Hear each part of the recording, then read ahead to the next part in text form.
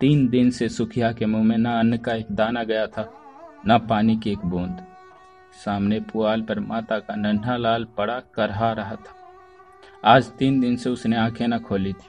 कभी उसे गोद में उठा लेती, कभी पुआल पर सुला देती। हंसते खेलते बालक को अचानक क्या हो गया ये कोई नहीं बताता। ऐसी दशा में माता को भूख और प्यास कहाँ। एक बार पानी का एक घूंट मुंह में लिया था, पर कंठ से नीचे ना ले जा सकी। इस दुखिया के विपत्ति का वार पार न था। साल भर के भीतर 2 बालक गंगा जी की गोद में सौंप चुकी थी। पतिदेव पहले ही सिधार चुके थे। अब उस अभागिनी के जीवन का आधार अवलंब जो कुछ था, यही बालक था। हाय, क्या ईश्वर इसे भी इसकी गोद से छीन लेना चाहते हैं। ये कल्पना करते ही माता की आंखों से झरझर आंसू बहने लगते थे। इस बालक को वो क्षण भर के लिए भी अकेला न छोड़ती थी। उसे साथ लेकर घास छीनने जाती, घास बेचने बाजार जाती तो बालक गोद में होता। उसके लिए उसने नन्ही सी खुरपी और नन्ही सी खांची बनवा दी थी। जियावन माता के साथ घास छिलता और गर्व से कहता, अम्मा, हमें भी बड़ी सी खुरपी बनवा दो, हम बहुत सी घास छिलेंगे। तुम द्वारे माची पे बैठी रहना, अम्मा मैं घास बेच लाऊंगा। माँ पूछती, मेरे लिए क्या क्या लाओगे बेटा? जियावन लाल लाल साड़ियों का वादा करता। अपने लिए बहुत सा गुड़ लाना चाहता था। वही भोली भोली बातें इस समय याद आ आकर माता के हृदय को शूल के समान भेद रही थी। जो बालक को देखता यही कहता, किसी की ढीठ है, पर किसकी? इस विधवा के संसार में कोई वैरी है? अगर उसका नाम मालूम हो जाता तो सुखिया जाकर उसके चरणों पर गिर पड़ती और बालक को उसकी गोद में रख देती। क्या उसका हृदय दया से न पिघल जाता? हाय, किससे पूछे, क्या करे। 3 पहर रात बीत चुकी थी। सुखिया का चिंता व्यस्त चंचल मन कोठे कोठे दौड़ रहा था। किस देवी के शरण जाए, किस देवता की मनौती करे, इसी सोच में पड़े पड़े उसे एक झपकी आ गई। क्या देखती है कि उसका स्वामी आकर बालक के सिरहाने खड़ा हो जाता है और बालक के सिर पर हाथ फेर कर कहता है, रो मत सुखिया, तेरा बालक अच्छा हो जाएगा। कल ठाकुर जी की पूजा करते वो ही तेरे सहायक होंगे। ये कहकर वो चला गया। सुखिया की आंख खुल गई। अवश्य ही उसके पतिदेव आए थे, इसके सुखिया को जरा भी संदेह न हुआ। उन्हें अब भी मेरी सुधि है, ये सोचकर उसका हृदय आशा से परिपल्लावित हो उठा। पति के प्रति श्रद्धा और प्रेम से उसकी आंखें सजग हो गई। उसने बालक को गोद में उठा लिया और आकाश की ओर ताकती हुई बोली, भगवान, मेरा बालक अच्छा हो जाए तो मैं तुम्हारी पूजा करूंगी। अनाथ विधवा पर दया करो। उसी समय जियावन की आंखें खुल गई। उसने पानी मांगा। माता ने दौड़कर कटोरे में पानी लिया और बच्चे को पिला दिया। जियावन ने पानी पीकर कहा, अम्मा, रात है कि दिन? अभी तो रात है बेटा। तुम्हारा जी कैसा है? अच्छा है अम्मा, अब मैं अच्छा हो गया। तुम्हारे मुंह में घी शक्कर बेटा। भगवान करे तुम जल्दी अच्छे हो जाओ। कुछ खाने को जी चाहता है? हाँ अम्मा, थोड़ा सा गुड़ दे दो। गुड़ मत खाओ भैया, अवगुण करेगा। कहो तो खिचड़ी बना दूं?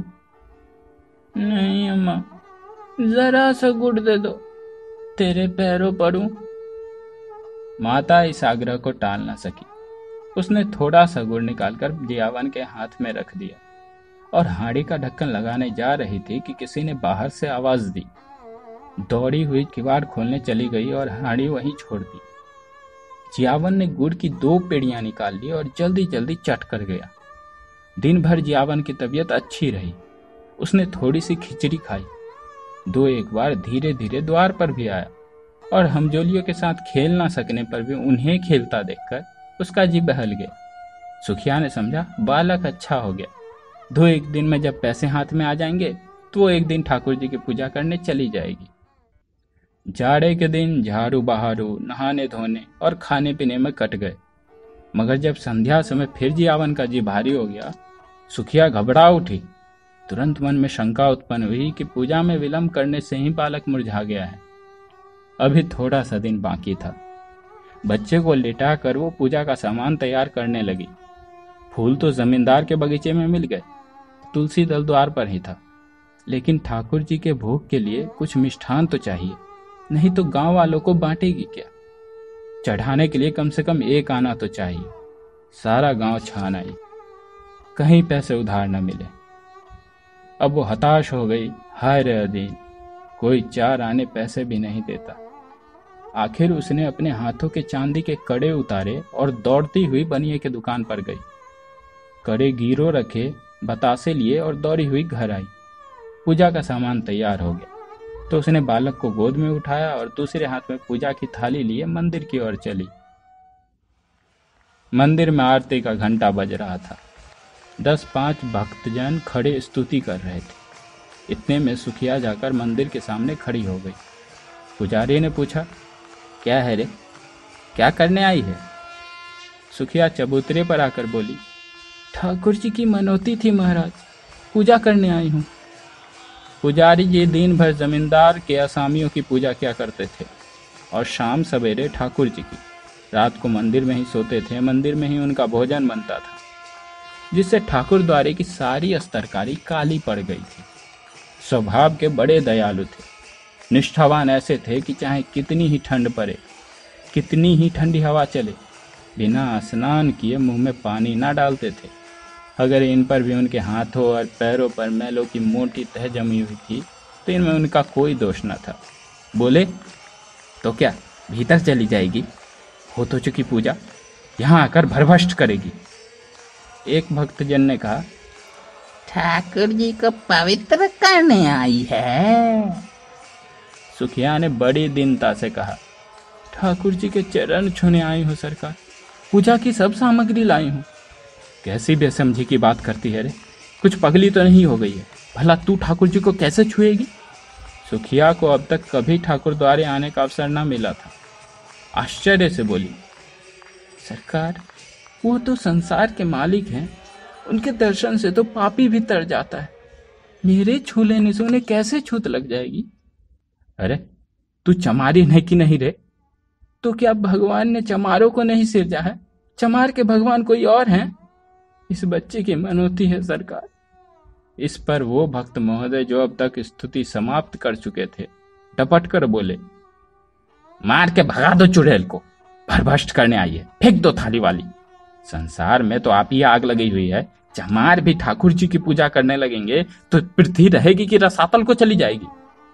दूसरे भक्त महाशय बोले, अब बेचारे ठाकुर जी को भी चमारों के हाथे भोजन करना पड़ेगा, अब प्रलय होने को कुछ कसर नहीं है। ठंड पड़ रही थी, सुखिया खड़ी कांप रही थी और यहाँ धर्म के ठेकेदार लोग समय की गति पर आलोचनाएं कर रहे थे। बच्चा ठंड के मारे उसकी छाती में घुसा जा रहा था, किंतु सुखिया वहां से हटने का नाम न लेती थी। ऐसा मालूम होता था कि उसके दोनों पांव भूमि में गड़ गए। रह रहकर उसके हृदय में ऐसा उद्वार उठता था कि जाकर ठाकुर जी के चरणों पर गिर पड़े। ठाकुर जी क्या इन्हीं के हैं? हम गरीबों का इनसे कोई नाता नहीं है, ये लोग होते कौन है रोकने वाले? पर यह भय होता था कि कहीं सचमुच इन लोगों ने थाली वाली फेंक दी तो क्या करूंगी। दिल में ऐंठ कर रह जाती थी। सहसा उसे एक बात सूझी। वो वहां से कुछ दूर जाकर एक वृक्ष के नीचे अंधेरे में छिपकर इन भक्तजनों की राह देखने लगी। आरती स्तुति के पश्चात भक्तजन बड़ी देर तक श्रीमद् भगवत का पाठ करते रहे। उधर पुजारी जी ने चूल्हा जलाया और खाना पकाने लगे। चूल्हे के सामने बैठे हूं हूं करते जाते और बीच बीच में टिप्पणियां भी करते जाते थे। 10 बजे रात तक कथा वार्ता होती रही। सुखिया वृक्ष के नीचे ध्यानावस्था में खड़ी रही। सारे भक्तों ने एक एक करके घर की राह ली। पुजारी जी अकेले रह गए। अब सुखिया आकर मंदिर के बरामदे के सामने खड़ी हो गई, जहां पुजारी जी आसन जमाए बटलोई का शुद्धावर्धक मधुर संगीत सुनने में मग्न थे। पुजारी ने आहट पाकर गर्दन उठाई तो सुखिया को देखा। चिढ़कर बोले, क्या रे, तू अभी तक यहीं खड़ी है? सुखिया ने थाली जमीन पर रख दी और एक हाथ फैलाकर भिक्षा प्रार्थना करती हुई बोली, महाराज जी, मैं अभागिनी हूँ, यही बालक मेरे जीवन का अलम है, मुझ पर दया करो। 3 दिन से इसने सिर नहीं उठाया, तुम्हें बड़ा जस होगा। ये कहते कहते सुखिया रोने लगी। पुजारी जी दयालु थे, पर चमारिन को ठाकुर जी के समीप जाने देने का श्रुतपूर्व घोर पातक वो कैसे कर सकते थे। ना जाने ठाकुर जी इसका क्या दंड दें। आखिर उसके भी बाल बच्चे थे, कहीं ठाकुर जी कुपित होकर गांव का सर्वनाश कर दे तो। बोले, घर जाकर भगवान का नाम ले, तेरा बालक अच्छा हो जाएगा। मैं ये तुलसी दल देता हूँ, बच्चे को खिला दे, चरणामृत उसकी आंखों में लगा दे, भगवान चाहेंगे तो सब अच्छा ही होगा। ठाकुर जी के चरणों पर गिरने ना दोगे महाराज जी, बड़ी दुखिया हूँ। उधार काट कर पूजा की सामग्री जुटाई है। मैंने कल सपना देखा था, ठाकुर जी की पूजा कर, तेरा बालक अच्छा हो जाएगा, तभी दौड़ी आई हूँ। मेरे पास 1 रुपया है, वो मुझसे ले लो, पर मुझे क्षण भर के लिए ठाकुर जी के चरणों पर गिर लेने दो। इस प्रलोभन ने पंडित जी को क्षण भर के लिए विचलित कर दिया, किंतु मूर्खता के कारण ईश्वर का भय उनके मन में कुछ कुछ बाकी था। संभल कर बोले, अरे पगली, ठाकुर जी भक्तों के मन का भाव देखते हैं कि चरण पर गिरना देखते हैं। सुना नहीं है, मन चंगा तो कठौती में गंगा। मन में भक्ति ना हो तो लाख कोई भगवान के चरणों पर गिरे, कुछ ना होगा। मेरे पास एक जंतर है, दाम तो उसका बहुत है, पर तुझे 1 ही रुपए में दे दूंगा। उसे बच्चे के गले में बांध देना, बस कल बच्चा खेलने लगेगा। ठाकुर जी की पूजा ना करने दोगे? तेरे लिए इतनी ही पूजा बहुत है। जो बात कभी नहीं हुई वो आज मैं कर दूं, और गांव पर कोई आफत भी फता पड़े तो इसे भी तो सोचो। तू ये जंतर ले जा, भगवान चाहेंगे तो रात भर में ही बच्चे का कलेश कट जाएगा। किसी की ढीठ पड़ गई है भी तो चंचल, मालूम होता है छतारी वंश है। जब से इसे ज्वर है, मेरे प्राण नहों में समाये हुए हैं। बड़ा होनहार बालक है, भगवान जिला दे तो तेरे सारे संकट हर लेगा। यहाँ तो बहुत खेला करता था, इधर 2-3 दिन से नहीं देखा था। तो जंतर कैसे बांधूंगी महाराज? मैं कपड़े में बांध कर देता हूँ, बस गले में पहना देना। अब तू इस बेला नवीन वस्त्र कहाँ खोजने जाएगी? सुखिया ने 2 रुपए पर कड़े गिरो रखे थे। एक पहले ही भज चुका था, दूसरा पुजारी जी को भेंट किया और जंतर लेकर मन को समझाते घर लौट आई। सुखिया ने घर पहुंचकर बालक के गले में जंतर बांध दिया, पर जो जो रात गुजरती थी उसका ज्वर बढ़ता भी जाता था। यहाँ तक कि 3 बजते बजते उसके हाथ पांव शीतल होने लगे। तब वो घबरा उठी और सोचने लगी, हाय, मैं व्यर्थ ही संकोच में पड़ी रही और बिना ठाकुर जी के दर्शन किए चली आई। अगर अंदर चली जाती, भगवान के चरणों पर गिर पड़ती तो कोई मेरा क्या कर लेता। यही ना होता कि कुछ लोग धक्के देकर निकाल देते, शायद मारते भी, पर मेरा मनोरथ तो पूरा हो जाता। यदि मैं ठाकुर जी के चरणों को अपने आंसुओं से भिगो देती और बच्चे को उनके चरणों में सुला देती तो क्या उन्हें दया ना आती? वो तो दयामय भगवान है, दिनों की रक्षा करते हैं, क्या मुझ पर दया ना करते? ये सोचकर सुखिया का मन अधीर हो उठा। नहीं, अब विलंब करने का समय ना था। वो अवश्य जाएगी, ठाकुर जी के चरणों पर गिरकर रोएगी। उस अबला के आशंकित हृदय का इसके सिवा और कोई आधार, कोई अवलंब न था। मंदिर के द्वार बंद होंगे तो वह ताले तोड़ डालेगी। ठाकुर जी क्या किसी के हाथों बिक गए हैं कि कोई उन्हें बंद कर रखे? रात के 3 बज गए थे। सुखिया ने बालक को कंबल में ढांप कर गोद में उठाया, एक हाथ में थाली लिए मंदिर की ओर चली। घर से बाहर निकलते ही शीतल वायु के झोंके से उसका कलेजा कांपने लगा। शीत से पांव शिथिल हुए जाते थे। उस पर चारों तरफ अंधेरा छाया हुआ था। रास्ता 2 फरलांग से कम ना था। पगडंडी वृक्षों के नीचे नीचे गई थी। कुछ दूर दाहिनी और एक पोखरा था, कुछ दूर बांस की कोठियां। पोखरे में एक धोबी मर गया था और बांसों की कोठियों में चुड़ैलों का अब था। बाईं और हरे भरे खेत थे। चारों ओर सन सन हो रहा था, अंधकार साए साए कर रहा था। सहसा गिद्धड़ों ने कर्कश स्वर में हुआ हुआ करना शुरू किया। हाय, कोई अगर उसे 1 लाख रुपए भी देता तो भी वो इस समय यहाँ ना आती।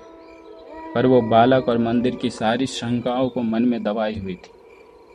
हे भगवान, अब तुम्हारा ही आसरा है। ये जबती वो मंदिर की ओर चली जा रही थी। मंदिर के द्वार पर पहुंचकर सुखिया ने जंजीर ठटोल कर देखी, ताला पड़ा हुआ था। पुजारी जी बरामदे से मिली हुई कोठरी में किवाड़ बंद किए सो रहे थे। चारों ओर अंधेरा छाया हुआ था। सुखिया ने चबूतरे के नीचे से एक ईंट उठा ली और जोर जोर से ताले पर पटकने लगी। उसके हाथों में न जाने इतनी शक्ति कहाँ से आ गई थी। 2 ही 3 चोटों में ताला और ईंट दोनों टूटकर चौखट पर गिर पड़े। सुखिया ने द्वार खोल दिया। अंदर जाना ही चाहती थी कि पुजारी किवाड़ी खोलकर हड़बड़ाए हुए बाहर निकल आए और चोर चोर का गुल मचाते हुए गांव की ओर दौड़े। जाड़ों में प्रायः पहर रात रहे लोगों की नींद खुल जाती। ये शोर सुनते ही आदमी इधर उधर लालटेन लिए हुए निकल पड़े और पूछने लगे, कहाँ है, किधर गया? पुजारी, मंदिर का द्वार खुला पड़ा है, मैंने खटखट की आवाज सुनी। सहसा सुखिया बरामदे से निकलकर चबूतरे पर आई और बोली, चोर नहीं है, मैं हूं। ठाकुर जी की पूजा करने आई थी, अभी तो अंदर भी नहीं गई, मार हल्ला मचा दिया। पुजारी ने कहा, अब अनर्थ हो गया, सुखिया मंदिर में जाकर ठाकुर जी को भ्रष्ट कर आई। फिर क्या था, कई आदमी झल्लाए हुए लपके और सुखिया पर लातों और घूसों की मार पड़ने लगी। सुखिया एक हाथ से बच्चे को पकड़े हुए थी और दूसरे हाथ से उसकी रक्षा कर रही थी। एकाएक बलिष्ठ ठाकुर ने इतनी जोर से धक्का दिया कि बालक उसके हाथ से छूटकर जमीन पर गिर पड़ा, मगर वो न रोया, न बोला, न सांस ली। सुखिया भी गिर पड़ी थी। संभल कर बच्चे को उठाने लगी तो उसके मुख पर नजर पड़ी। ऐसा जान पड़ा मानो पानी में परछाई हो। उसके मुख से चीख निकल गई।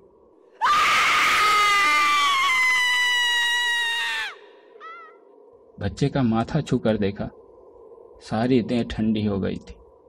एक लंबी सांस खींचकर वो उठ खड़ी हुई। उसकी आंखों में आंसू न आए।